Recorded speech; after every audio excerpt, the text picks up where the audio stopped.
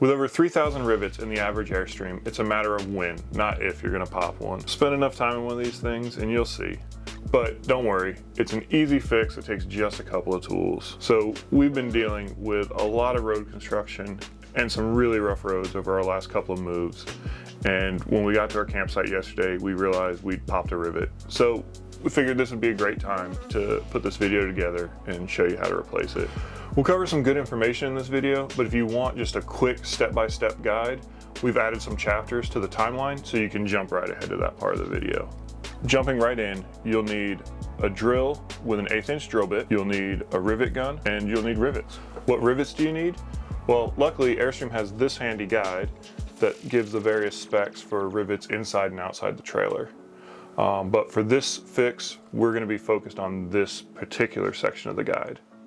So first and foremost, we're using blind rivets, sometimes called domed head rivets or pop rivets. They let you attach materials without having to have access to the backside, so like through a wall. Unlike the solid buck rivets that are used to assemble the exterior of the trailers, that require someone on both sides of the wall to shape or buck the rivets.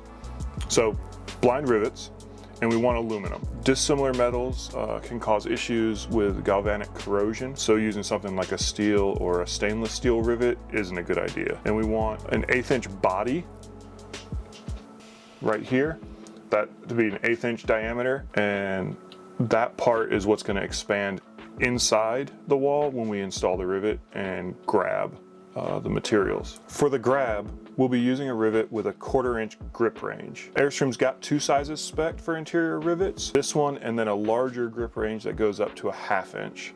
When sizing a rivet, you'll typically choose a grip range that's equal to the thickness of the materials you're fastening plus 1.5 times the thickness of the rivet's stem. But just go with what Airstream specs and it makes it a lot easier. So now that you have your rivet size all sorted out, how do you install them? That's really easy.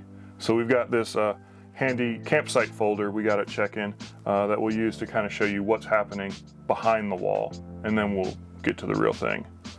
So it's as easy as putting your rivet in place, getting your rivet gun, and then cranking on the handle. And there we've got our rivet, and then on the back side, it's held in place. So, and this is just another angle that shows the unused rivet versus what the rivet looks like once it's been pressed into place. All right, so now for the fix. Let's get this rivet replaced. And one thing I like to do first is just take the new rivet I'm gonna be installing and just check, see if I got lucky, which I didn't. See if that old rivet had popped all the way through.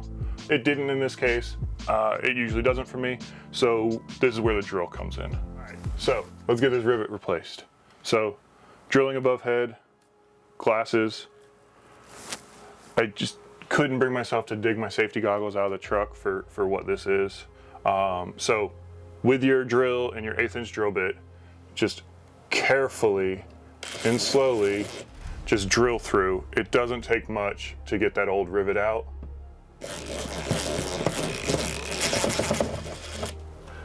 So got that there. Grab your rivet gun and the new rivet, push it into place. I like to get a nice little press because we want to make sure this panel is up against the rib that it's getting fastened to. So put a little bit of upward pressure. Work your handle, depending on your rivet gun, you might need to do a few times. And that's it. This one thankfully captures the rivet shaft so it doesn't throw it across the room. And it's done, it's replaced. That's how long it takes. I don't need these anymore. So that's it, all done in just 4 easy steps. I'll go ahead and put a link to the tools and rivets in the description.